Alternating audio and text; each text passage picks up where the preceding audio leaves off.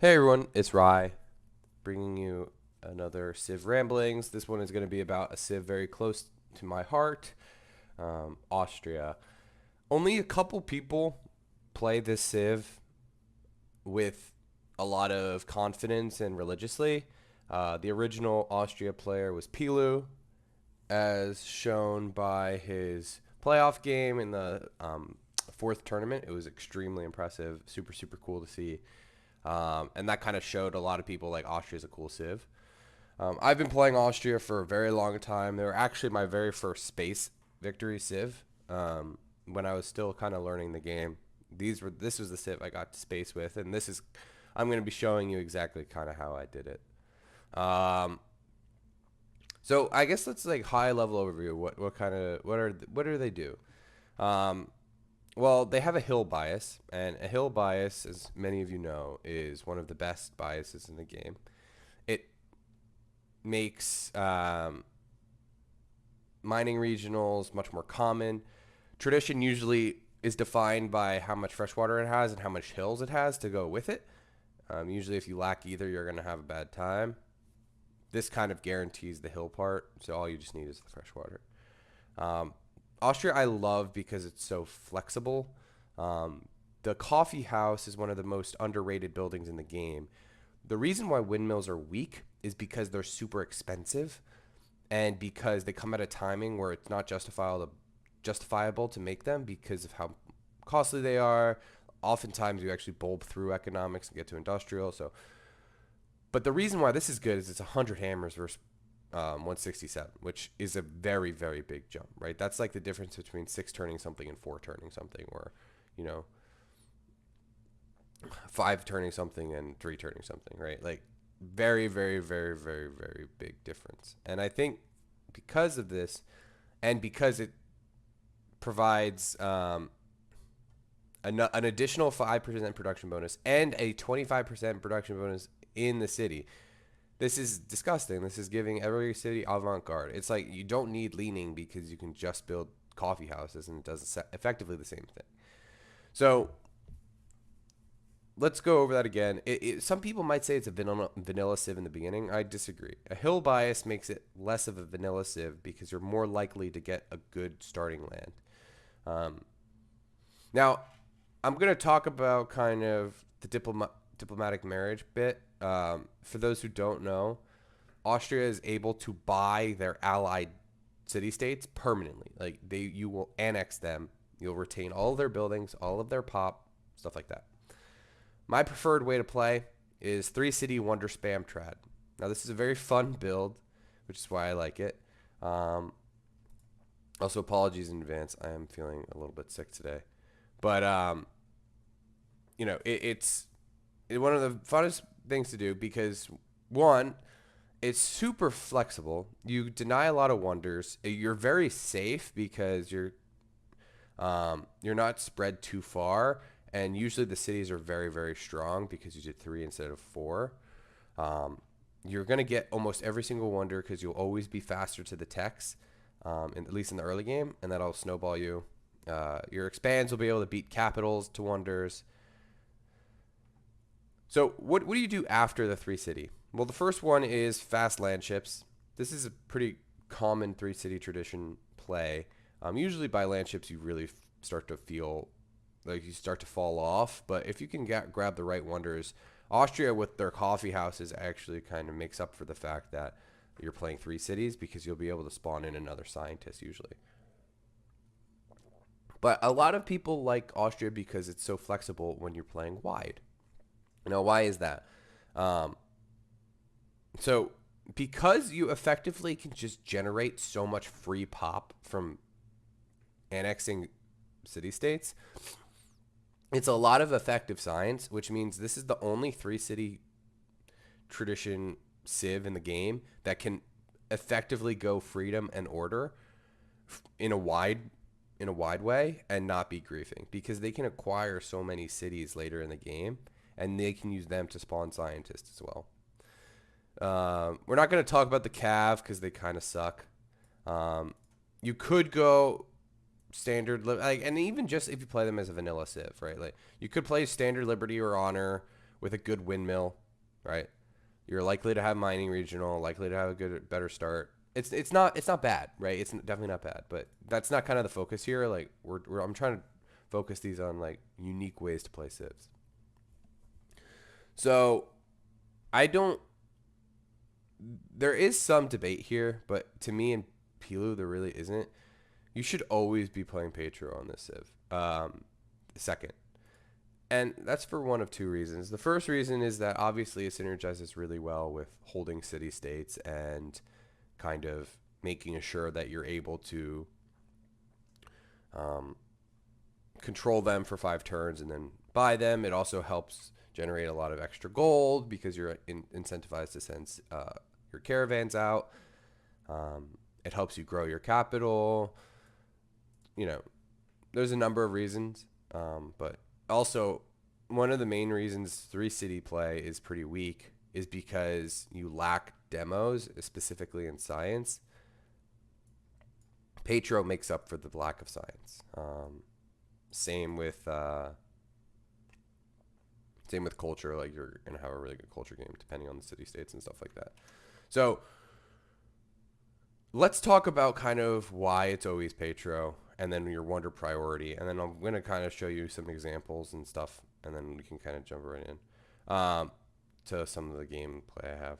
So why always Patro?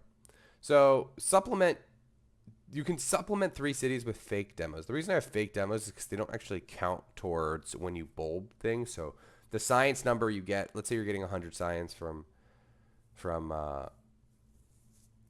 you're making 300 science total, 100 of that is coming from city states. When you bulb your scientist, it's going to bulb as if you were making 200 because the scientist does not include city state gifts.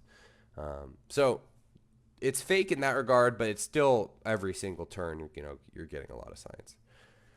It allows you to scale, easier optionality to buy CS, buying to improve rather than buying because you need, right? This is the main thing. When you're playing, the main argument for Austria is that you could go commerce, and I think that's fine because you can just buy the city states. But the problem is when you're playing Patro, you're less likely to have to buy the city state to become their ally and then buy it again. When you're Patro, you just can buy them if you want to improve your position rather than if you need to. Additionally, commerce does give you more gold, but most of the time when you're playing Austria, it's like the end game is not to just have the most gold to buy all the CS. It's to kind of use those CS to get somewhere or to do something.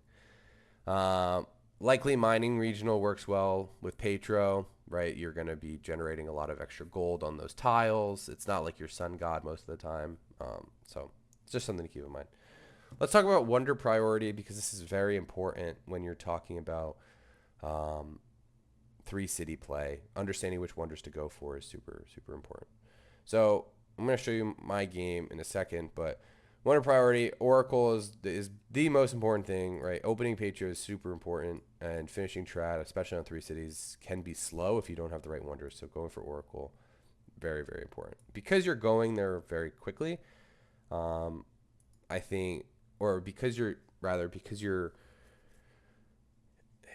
3 cities, you shouldn't have an excuse not to be there first, and you shouldn't have an excuse not to get it, unless someone's doing GL Oracle bullshit. But a lot of people haven't been doing that lately because it's just bad, and because of these videos, me telling them it's bad because it is. So great library. This is a pretty important one, but the most important part is that you're getting it in an expand. Oftentimes, because you're only 3 cities, I'll do my first city is my best city, and it's going to do a granary first, and then straight into a caravan or a great library. Because hopefully that first city is towards the city state I'm stealing from, so it doesn't.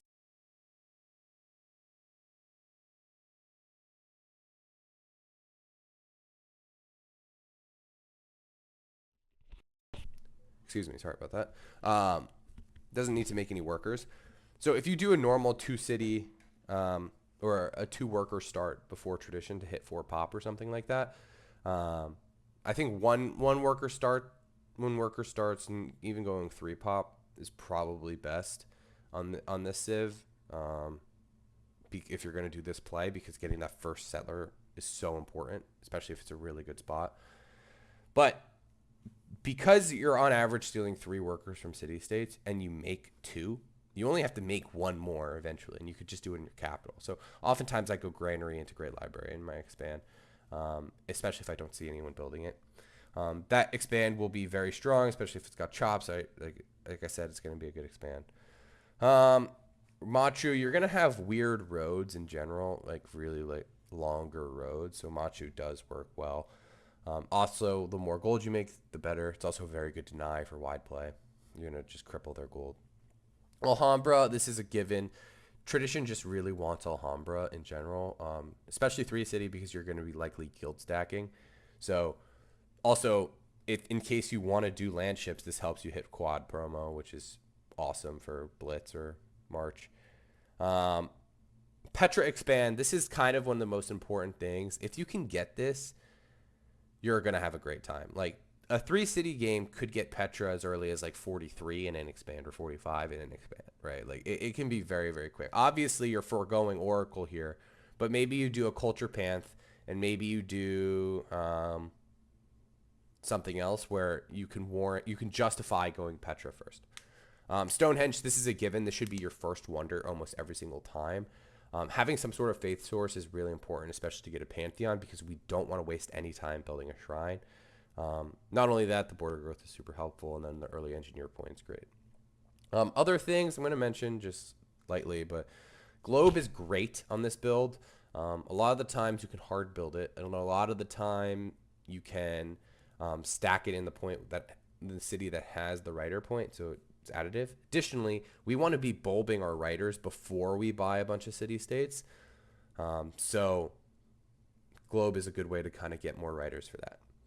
Anchor should be free. Great Wall is usually contested, or it depends. You can usually excuse me. You can usually 4 turn it in an expand, 4 or 5 turn it in an expand. So you could just send it off. Like fuck it. Like why not? Anchor is always free. Aya and Boro, one of them should be free. Remember, the goal is to have unis by I don't know, a good time. Maybe 67 after going workshops. So if you go straight to, and the only reason I'd go workshops first typically is because I have an all thing. So it's a lot of the times you're just going civil theology. Noter's amazing for a deny. It is so good. Plus the 10 happy you get is actually very relevant later in the game. You're going to be at 50 happiness at one point, but then it's all going to go away. And then Chichen is obviously super important. Let's talk about Pantheons real quick. I mean, there's the optionality for Pantheons is very much kind of whatever works for your game. Obviously, stuff like Sun God or Food from Camps is going to be super good, especially the less cities you have, the more, I guess, consolidated yields there likely are to be. Altars of Worship is just phenomenal for this type of build, because there's going to be times when you're building, you're just building all of the wonders in the game, in all of your cities. So that'll happen pretty commonly, honestly. So this is obviously very, very strong for securing those wonders. And then obviously if you're going for, Petra, you need that Culture Panth or, Rain Dancing or something like that to kind of supplement. But yeah, so I mean, there's other options too. Stone Circles can be good at times for sure. And this Pantheon Mystic Rituals, this new one can actually be quite strong. So there's definitely options, but here's a game I played. I just played this. This took 10 minutes to play. So don't think much of this, and you'll see there's some troll shit here. But I did play this out pretty standard, and you'll see I've already built 5 wonders. It's turn 53. This isn't even that crazy of a game. My land's fine. super hilly, super hammer dense, which you can kind of see here. Um, but the important thing to note is this went granary into Great Library, and I got it in turn like 35 or something like that.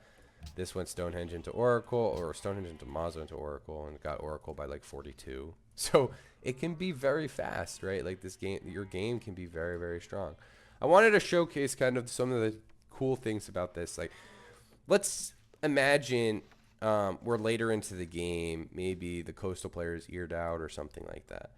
If all the coastal players are ear, I'm inclined to just buy all of these city states, right? Like, because why not? You know, the way I see it is these are free real estate, and if they all have good buildings and pretty high pop, I have nothing to worry about, right? Like it's just adding free demos to me and making me more of a threat, making me more spread out, making me less consolidated down here.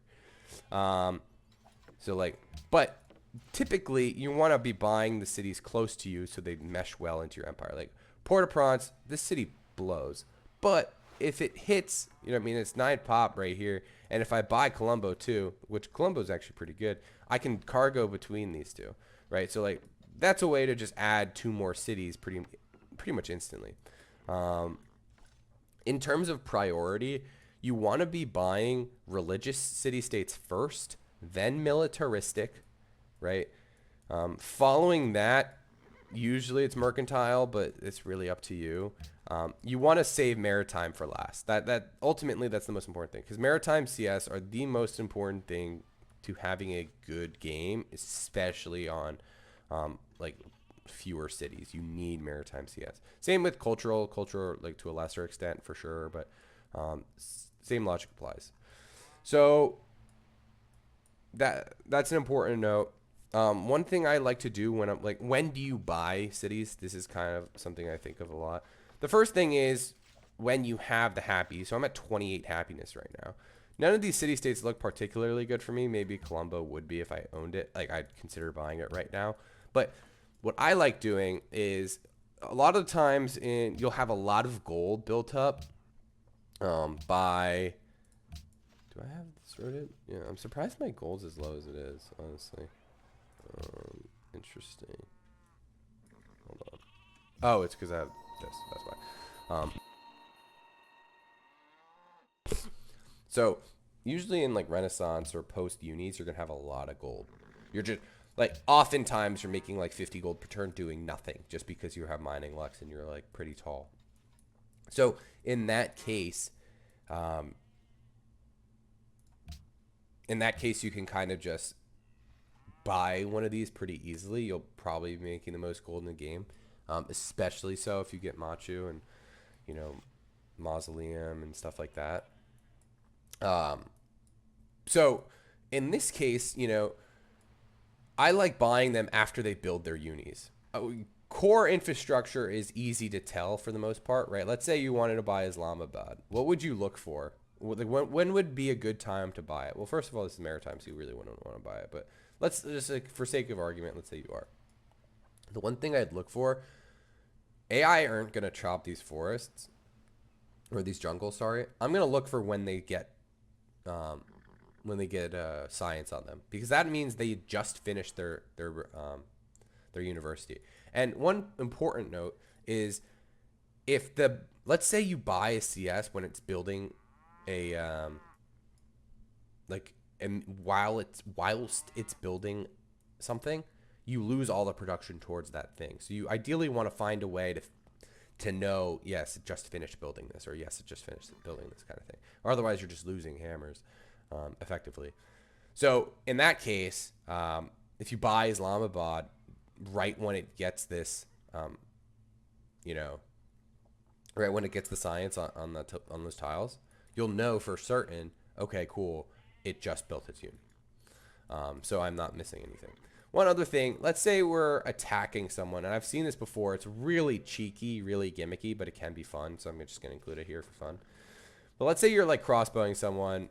This is a bad example. There's much better examples, and if you play often, you'll definitely know what I'm talking about here. But let's say you're attacking someone and there's a CS right inside their capital, like right next to their cap. Like imagine Salzburg's my cap, and then like there's Colombo here. Imagine you're allied with Colombo and you start attacking Salzburg. What you can do, and I'm kind of trying to portray this here, is you can buy Singapore in this case. So like let's say I'm just like attacking him, right? And I'm pushing in. I could set up like a pseudo flank by marrying. It's very rare that this circumstance works where you have enough gold to upgrade all your shit and enough gold to maintain ally and enough gold to diplomatic marriage. But it's a good way to kind of just surprise attack someone where it's like you might be able to go a little later because they won't see this coming. And especially because, as most of you know, CS build a disgusting amount of units, especially in the Renaissance, especially in medieval Renaissance era. You'll be able to get all of these for free. And the best part is they have move. So let's say I diplomatic mirror this, right? I'm just going to annex. I get all the buildings in it. Annex the city. I mean, remember, like, they're city states. They're not great.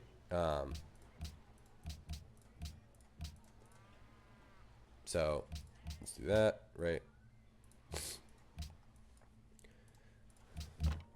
Then I just kind of claimed all of these units. For some reason, I thought they had movement.